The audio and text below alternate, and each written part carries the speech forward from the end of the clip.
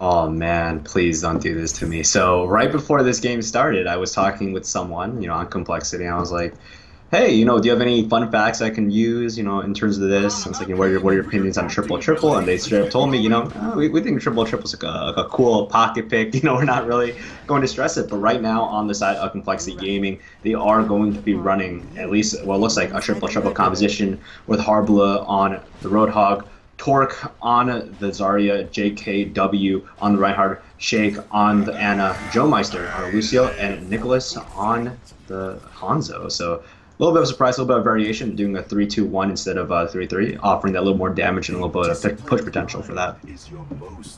Yeah, it's not really surprising to see Harblu on his Harb Hog, of course. Now, defensively, they're going to run out something that is not triple-triple. Cynic and... well, actually, no, it's not triple-triple. It's 3-2-1. So, Cynic is going to be on Reinhardt. Louis will be on the Roadhog. Valiate will be on the Zarya. Those are your three tanks. Sinatra on the 1 DPS in Reaper. Mirko and Legit running 2 supports in Zenyatta and Ana to start it off. We're going to take a look at Harblu, of course, on his roll in here. See, this is a combination you see a lot because you want to get that Sonic arrow around the corner so that Harblu can hit those hooks that aren't necessarily blind, so he knows where everyone is and going to try to get this entry kill here. Yeah, and this is all about positioning at this point. They're pushing downstairs, trying to pressure the high ground, and it's all about defense. I mean, the defense goes down immediately, so we have Mirko going down to Nicholas. That's a huge opening when you're Zenyatta. Doesn't have the ability to shred as many targets as you would be otherwise, but I don't know. I feel like this is a little disoriented. I don't think they're going in as hard as they should be. They should honestly, it was a 5v6. They should just win in as fast as they can. Villa takes down JKW, so that stops the push for a little bit more. Well, it's 5v6. They got the 1 kill, but they wanted to get Harblu with the hook, but he got hooked by himself as well. Now he finds the opposing Roadhog. That should open it up. Shake does take down a kill of his own. Harblu in trouble in the back lines as this Reaper is all over him. It's 3 back lines, but they're all pushed out. Sinatra did enough damage to get a Death Blossom up. Takes down 2, so that's a really nice kill for them. Should actually let them hold on to this point, at least for the moment. Yeah, and this was kind of, I mean, this is exactly what you want your Ana to do, and JKW does get that late, that late nano boost, which I think is relatively smart because you want to make sure, hey, there's no way for it to be stopped, and you kind of just pull it out at the very end to stop that Death Blossom, but, good job rolling forward ahead, and Nicholas is trying to take advantage of the high ground right now. That's a big, I guess the big win condition for the side of the defense is if you can get above them, utilize the multiple levels, and force them to aim upwards, I do have a huge advantage, but right now, complexity is starting to get that specific advantage, take advantage of that area before the defense can. The unfortunate thing is that Torque's only at 60% because they would love to hit this unbeatable combo here. Just based on the fact that they're going to have Graviton, Dragon Strike, and the Ana Grenade coming in. Harblu does get hooked down into that fray. He does take out Louis, who is going to regret hooking him, and it remains that Nicholas is above, just laying in the damage. Torque now at 75% as they add in a 3rd kill. This is going excellently for complexity in the street space. That is 4-0 on the kill feed. They are just rolling.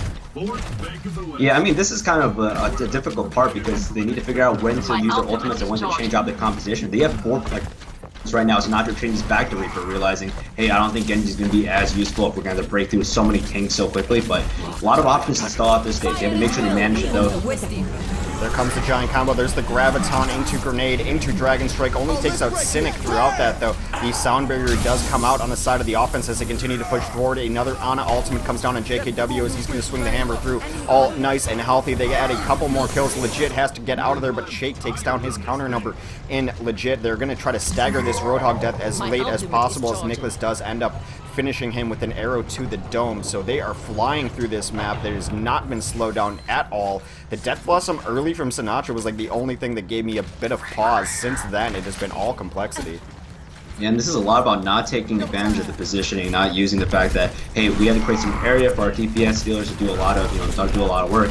And I mean, on the other side right now, we do see Harblu rotate off of that Roadhog onto that Reaper. So I think they just realize, hey, we don't need triple here. I think we can beat them with the double. So that's exactly where they're going to go in right now. They're basically trying to get a flank of the backline. Great, Earthshatter taking down 3 people in that pin. Oh, gets saved by the hook. So that's totally lucky, but man, the Sated Dragons ripped right through it. And there's just too much damage on the side of the offense. Yeah, Torque showing up big time there. And I think a lot of the reason Harblu wanted to go to Reaper is because it gets very congested trying to push through here. So if you're trying to run through tanks, oftentimes you're running into each other and no one can really get the avenue and angle that they want. So he wanted to come up over top. The Earthshatter trying to come out from the defense late, not there on time. 4:17 of the time bank. They flew through that map. That's going to be so rough in terms of setting the tempo. You now have to beat that 4-minute time, or otherwise on the second round you're just not going to have enough not enough. You're gonna have less room for error to advance through the rest of the map.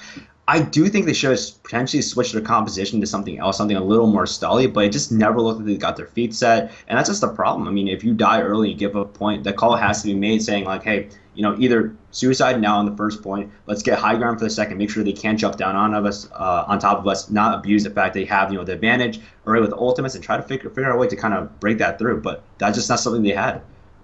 No, I mean, the game's always been all about momentum, but when you start running all these tanks and you start running Ana into it, like, it goes from momentum to just snowball-y, right? Like, if you start losing one fight, then the next fight's going to be bad for you, and I think a lot of teams have tried to adopt the style of going with junk rushes, too. Like, let's make them use ultimates while we don't, and I didn't really see that come out from the side of WG there, where they were trying to win fights, or trying to lose fights smartly and correctly. Losing fights by trying to milk out ultimates from the other team never really happened, so they never had an ultimate advantage. I can't really remember a very impactful ult from anyone on that side except maybe Sinatraa with his Desperation Death Blossom, so that's something they need to work on here. On the offense, though, they're not going to be running the triple-triple. They're going to run a more dive composition here. The dive comp, of course, signaled off by the fact that Louis and Sinatraa are going to be playing Winston and Genji. Great to get through those back lines and deal with any squishies in the background. That's going to be Shake in their sights. And that Valley 8 is going to play an offensive McCree, something we don't necessarily see on this map too often anymore.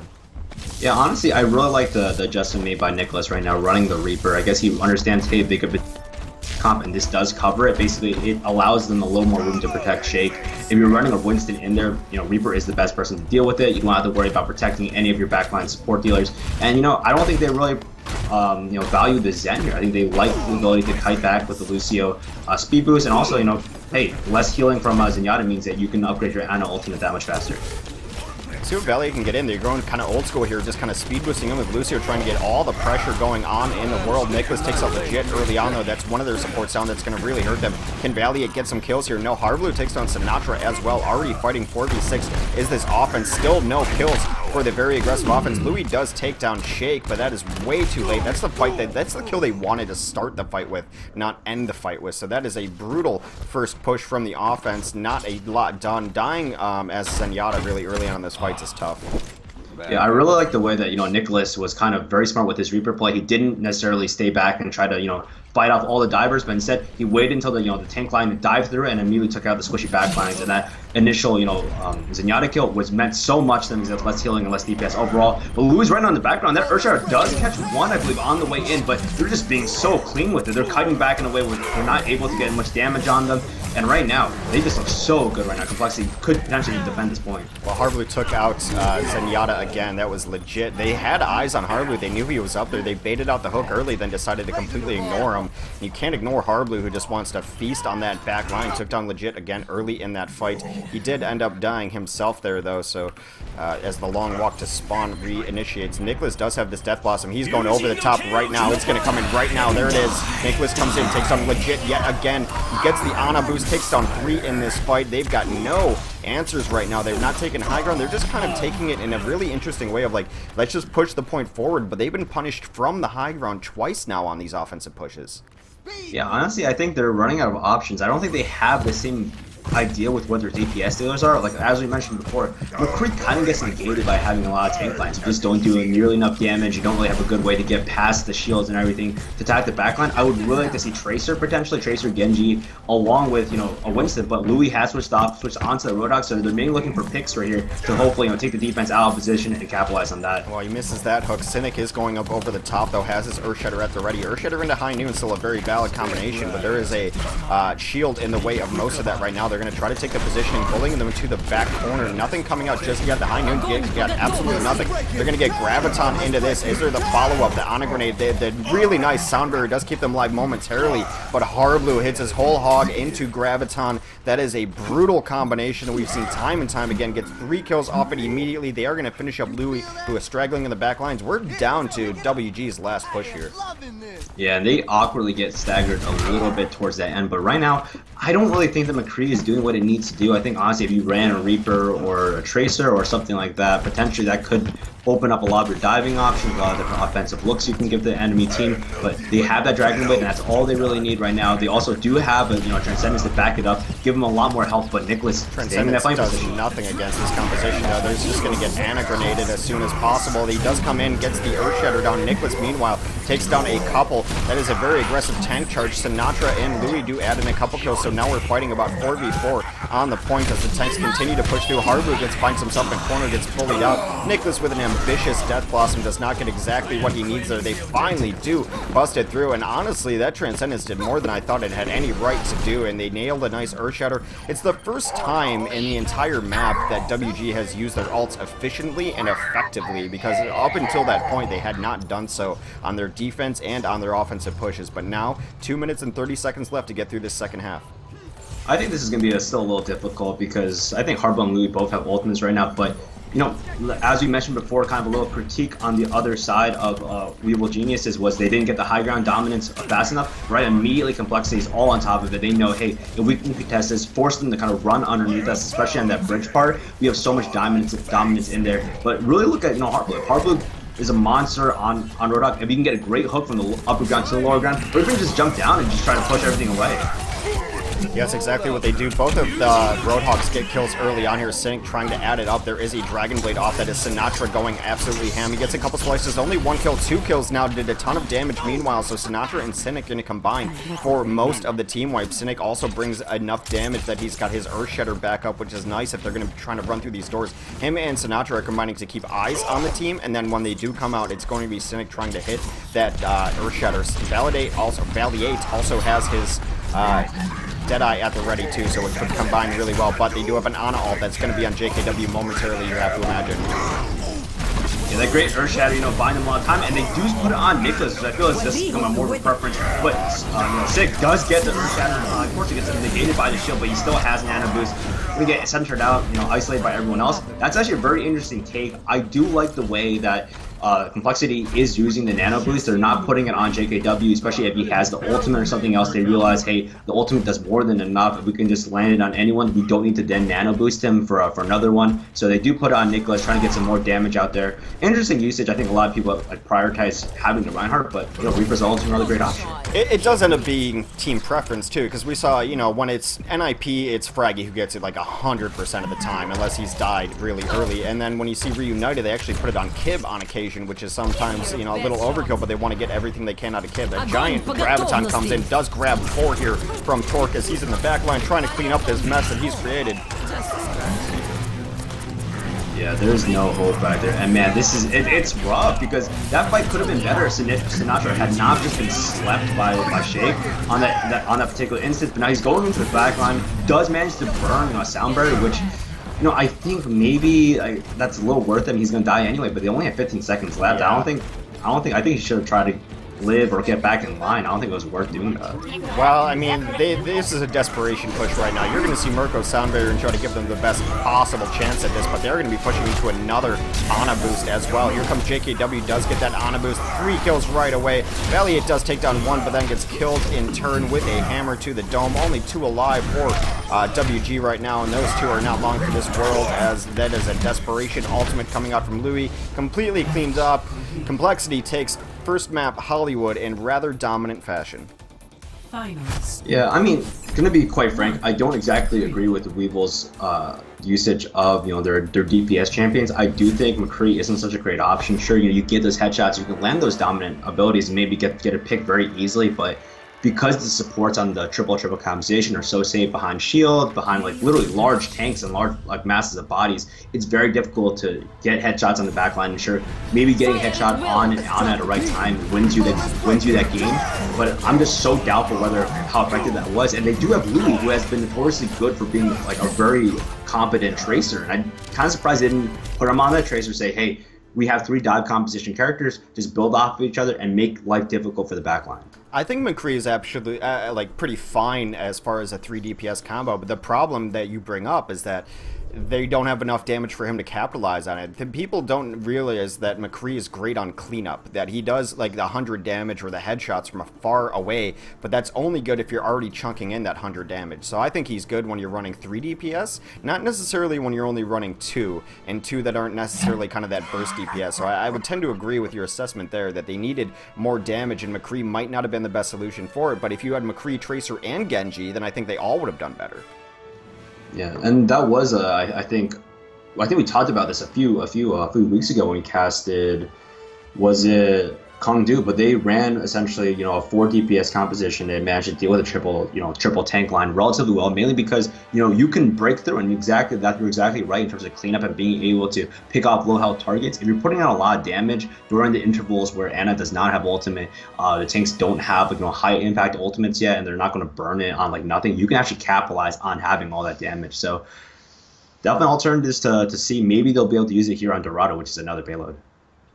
Okay, so we are switching up sides here as we move right on to Dorado and compLexity, a team that I shouldn't even ask if sides were good, because when they have the choice, they always attack. Always, always attack. It's one of the few teams that you can kind of predict if they're going to attack or defend on any map. They always want to set the time and know what they have to do on defense, kind of their style of play, but it has been across the board for about a month or so that if it is their side choice, they're going on attack. So they do so just now. I will let them know we're ready. We're going to jump right into Dorado. Yeah, and I'm actually very surprised that Dorado gets through, but that's part of the map ban process, I think. So compLexity is very good and has been doing really well in scrims recently on payload. They love running payload maps. I think they're just so good at coordinating everything together. So a large part of this is kind of like taking away map preference. I'm very surprised he got Dorado. I do like Dorado on side defense. I think that first point is so good at being held that, you know, some teams are willing to let that go through and you know, play on this specific map because it gives that little advantage, and also that last point push. Also another notoriously difficult very hard place for the offense to push through, very good place for the defense to hold. So, you know, this map I think is balanced overall, but does have a little bit of a feel of a defensive advantage. Yeah, I would agree, especially first point. I mean, most of it, right? It just gets progressively better for the defense as you go through. First point's good for the archway, but then you're, like, the courtyard's pretty wide open, so once the team does aggress and break through, then it's kind of even. Defense is able to take the high ground much easier than offense is on second stage. Then third stage Dorado is probably one of the best defensive stages in the entire game. You just always have the high ground, and it's really difficult for the offense. They can either choose to push through a hallway, and no one wants to do that, or you can try to, like, make them come off the top, but either way you're always getting jumped on from the high ground. What do you see here going on for the defense right away from Weevil Geniuses? Yeah, outside of Weevil Geniuses, we have Valet on the McCree again, Cynic on the Reinhardt, Mirko on the Zenyatta, Sinatra on the Reaper, Louis on the Zarya, and Legit on the Ana. So very similar composition. Honestly, I do understand where they're going with this composition, but at the same time, I think that running triple tank is just so much better, having that additional option with Roadhog being able to kite back. But at the same time, you know, hey, they're running exactly what they need to do. They have damage, and they do have the McCree for that cleanup. Yeah, it's kind of interesting what they're running here on the offense, though, right away. I mean, yes, Nicholas being on the Hanzo is really interesting, but little offensive May from the Hardblue. Yeah, Hardblue loves May, and Hardblue has been playing that on his stream, and I think they've been running that in their scrims as well. So that's not exactly a huge surprise for me, but at the same time, switch. Oh, is he? I think so. He went back to spawn. Maybe it's just. Oh yeah, he's switching. He is switching. That's a little bit of disappointment. I think that would have been pretty cool to have that out. But at the same time, they are getting a relatively good push on through that little chokehold. They just need to get past this little alley, buy themselves enough room, and use the right side to kind of to their advantage. So that's the big thing they're doing right now. They're just building up ultimates. Shake's at 60% already, so that's, you know, I think around like another half minute, and they'll be able to have that nano boost ready to go. Well, that is kind of one of the downsides of running that May early on and then switching off it, because if he had that alt battery that is the Roadhog taking damage, they might be already at it. But with how quickly it charges, which will change soon, he's already at 82%, so they're just trying to chip in some damage here. Nicholas is still just kind of peppering through arrows. That Sonic arrow is so important, lets everyone know where everyone is. It's a Widowmaker alt that is up every so often, but they do get a kill in there. Now here comes the Ana boost going in. It is a brawl down here, but looks like the positioning definitely in favor favor of compLexity as they take down 3. JKW clearing a ton of space and Torque on the cleanup. No answer for it from the side of WG, as right now they don't even have the ultimates up to contest. Next fight, though, Cynic will have his Earthshatter up. They are right now on the low ground, maybe trying to retreat to this high ground. It takes a while. You have to go back up these stairs, so that is exactly what they're going to do. Cynic and them are going to roll around, but they are 20% away from the Wombo combo of Torque into Nicholas. I really like the strategy of moving Shakeout your on and out and to take additional pot shots to get that ultimate charge percentage, up very soon. She just used ultimate and now she's back at 54%. So very smart idea to do that. And meanwhile, on this creeper ledge on the side, great Graviton Surge, but Harbo is right on the side, and then great Sated Dragon doing a little bit of damage. Short they missed it. They missed the third part of that, which is so crucial. Shake didn't get his fire grenade up there. He gets his fire grenade up there, everyone is dead, but they did not because they choose to take it into different plays. Valiate takes down everyone with a beautiful high noon, and missing that third piece of the combo means that Transcendence completely counters it, and they got nothing out of it. It wasted two ults that do not charge very quickly there, so a great hold from compLexity, but I think that Shake was the one that was missing his piece there. Maybe the fire grenade did not hit where he wanted it to hit. Yeah, maybe that is true. I'm sure that Transcendence did actually negate a lot of the Sated Dragon damage at the same time, but I think that they should have maybe had a little bit more of an advantage in that fight, maybe not lost as decisively as they did, but having that high noon there up there was so imperative. Right now, that great sound barrier negating so much damage from Sinatra, that Blossom gets you nowhere. He was mid-air on that jump too, like everything was looking beautiful, then halfway down he hears drop the beat, and it's like, well, I'm committed, I have to do it anyway. Gets absolutely nothing out of it, cleaned up. JKW about to have another Earthshatter up as compLexity continues to roll through. A decent one fight last time for WG based on the fact that compLexity missed their ultimate combos, but right now still in a bad spot. Even if they come in here, that's exactly what JKW is waiting for. He wants them to come in so he can Earthshatter, but they're going to think better of it, just roll back and try to take a more defensive position. So far, they've not given up enough ground to get back into the correct position. Hardblue takes on Legit really early. Nicholas already in here too. They conceded ground, but they should have conceded enough ground to get to high ground. They just lose 3 immediately in this fight. Yeah, I'm kind of confused as to what their goals were for winning this specific round. I mean, Valley just gets taken down again. When you're running that McCree, I think you should play it more like kind of the Korean and Asian teams do, where they basically put him behind, a shield and try to make him as safe as possible so he gets those pickups. But I mean, he just kind of got picked out of nowhere right now. They're staggered and they're still in their spawn right now. They don't have any ground advantage whatsoever. And that Graviton Surge with that Blossom. Transcendence is not going to do much because Hardblue hooked the Zenyatta away from the rest of his team to try to keep him out of that fight. Now everyone on the ground, Earthshattered. Hardblue easy pickings back here. Takes down another couple. That is compLexity rolling through yet again, and now it is WG back against the wall. They have to finish this map or they are going to the lower bracket. Yeah, I don't know. I feel like this consistently happens inside WG when they are on their defense, where they kind of half commit to the fight, where they say, well, we need to punish, we need to get everyone in position. The moment everyone's res, we need to run out there, try to regain some position, but they only rush out as like 3 members. They never get along as an entire team. So what happens is when compLexity tries to take advantage of the situation, they're fighting a 3v3, which is totally fine for them. They're totally fine saying, hey, we can take 3v3 fights. We have ultimates. They probably don't. So it doesn't punish the fact that compLexity is like sending out like scouts or 2 people at a time, since they're basically having even fights. So that's just a very interesting approach.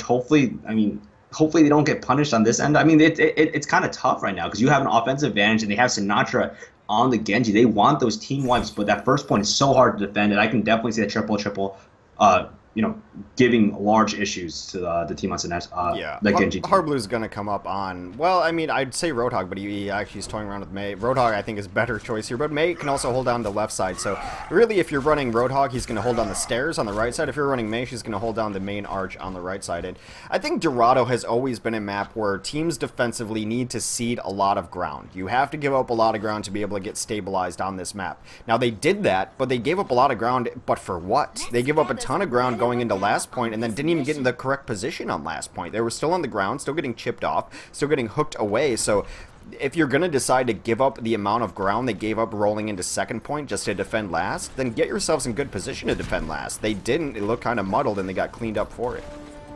Yeah, and right now they don't really have a lot of options. Valet is switched off the McCree onto the Reaper, which I don't agree with it, because I feel like when you push off this first initial point, you want the range. You want to be able to get some picks off. I think, yes, it's good for the counter engage inherently when the nano boost gets put up. But at the same time, like, do you really want to act so defensively when you have Sinatra on a Genji, which is inherently very aggressive? He doesn't have a lot of support when he does go in. All he has is that Zarya shield. So this composition doesn't... I think they're not on the same page as this composition, and they can entirely be punished by this Mei right now. I have no idea what Harblue is trying to do with this Mei right now. He's trying to deny tunnel entrance or high ground entrance at all. So he's been having this wall queued up. No one in his sights so far, though. Now he sees them rolling around. He's just going to bail out of it. So I think he had a plan, but they did not do their part on offense to play into his plan. So now he's just going to back up completely, wall them in, but they already do have gained entry here, not really with the split off there, as all 5 have already come in. So this Mei not doing exactly what Harblue wants early on at the very least.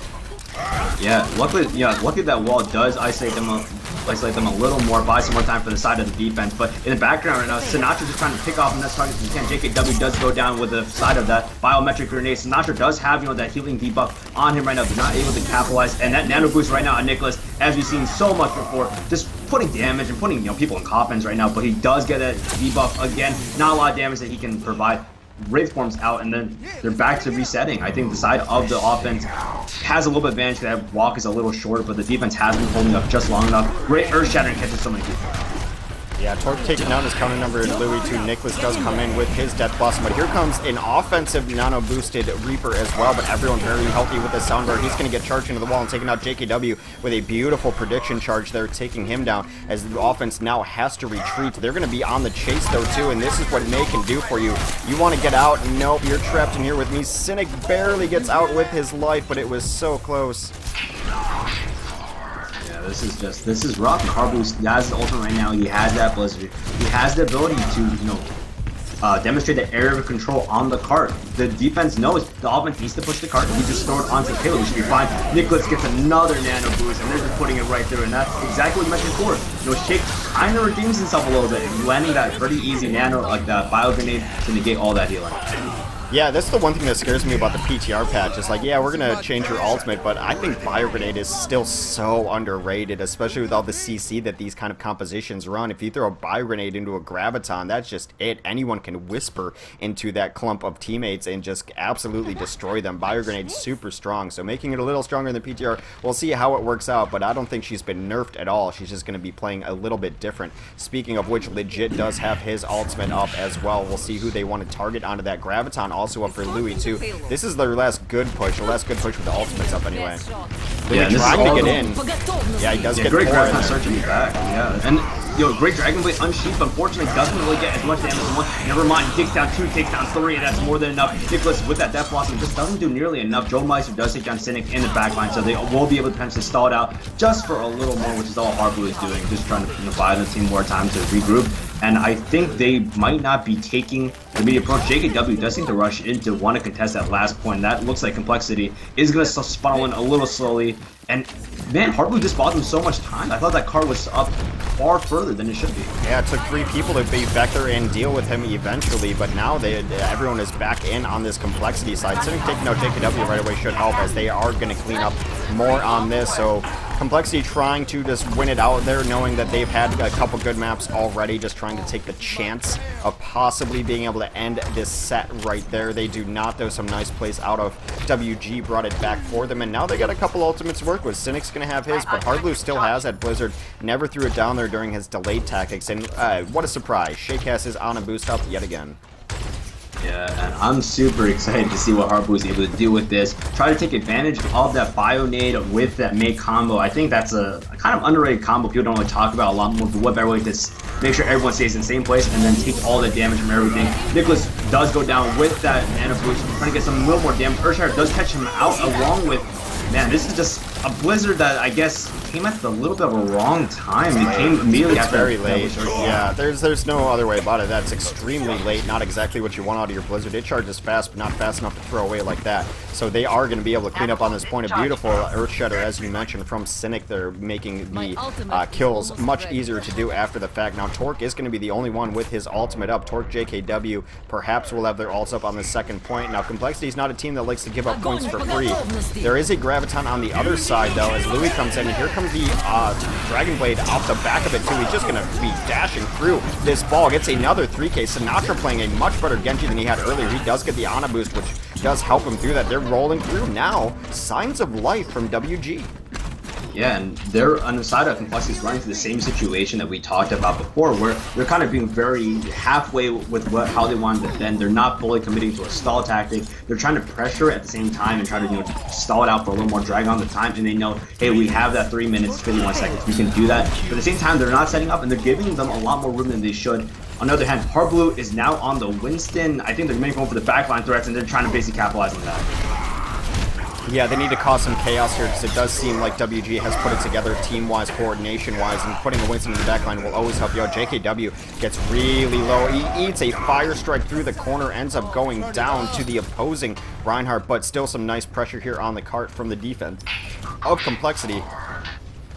However, they are going to put 3 on the cart on offense, knowing that defense can't necessarily just make a giant hold right now. JKW is going to have his Earth Shatter and Shake with the Nano boost up yet again. Here it comes on Nicholas this time.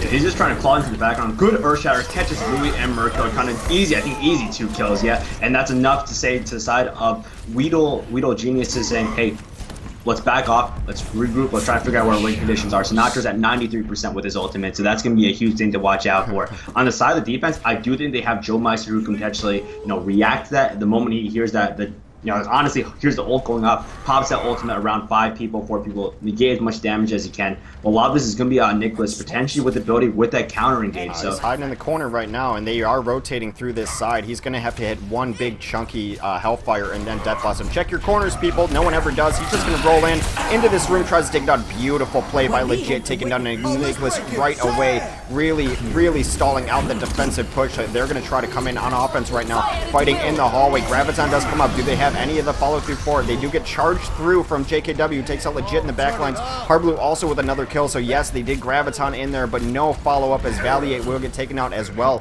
from Hardblue. So Hardblue causing all sorts of trouble. A 3rd kill there from Hardblue's Winston is brutal. They are going to be down to their last push. They are switching up some heroes as well, or they were anyway. Louis does change as well. Valiant is going to change onto Roadhog. Not great, but they do have tank ultimates which can win you games at the very least. But on the other side, JKW and Shake with both their ultimates up yet again. I feel like you can just keep them at 100% and no one can know the difference. Yeah, I mean, they didn't use as many ultimates as they needed to. Hardblue with that primal range did more than enough, I think, that they were expecting, so they didn't have to burn anything else in response. Hardblue changes over to May knowing that, hey, they only have 14 seconds left. All we have to do is stall it out, and then, we're in a good place if they hit 0 anyway. So, good job on Nana with the back line. The Earth Shatter does take down just enough people, but Nicholas does not care. Just going for the backline, letting this team do a lot more work. Cynic does catch him on the backline, I think almost by accident, but not enough people on the cart to convert. Yeah, not enough would be an understatement. No one on the cart, so that is it. That is map 2. The set is over. That is compLexity rolling through WG, but WG not out of this yet, as they will go to our lower bracket, which will be our next set. That's a best of 3. Whoever wins that has to come back up to the upper bracket, face off against this compLexity team, which seems to be feeling it today, and they will have a 1-game advantage in that final best of 5. Sinatra, I will say, played much better on this map than on Hollywood. Yeah, there's actually a really cool, the last moment kind of there with Hardblue going your Primal Rage and killing Sinatra actually kind of messed up the combination they were going for, because on the side of WG, it looked so good because they had burned Lucio ult on basically nothing else just to stop that Graviton surge, and the immediate that weared off, Sinatra's still holding onto that Dragon Blade and potentially could have executed that, gotten 3-4 kills, and that push could have been a lot easier. But instead, Hardblue, great job on that Winston tank, manages to take him down immediately as he jumps in, and that's just how the cookie crumbles sometimes. Alright, so we are going to take a quick break as we set up our lower bracket. Hopefully we're in the finals. I haven't been watching those, but I know there were a couple matches we had to get through, but those were going to be best of 1s. The next set we are going to be bringing you will be the lower bracket finals. That is WG versus, well, to be determined. No, never mind. I'll just check that out right now. Let's see what we're at.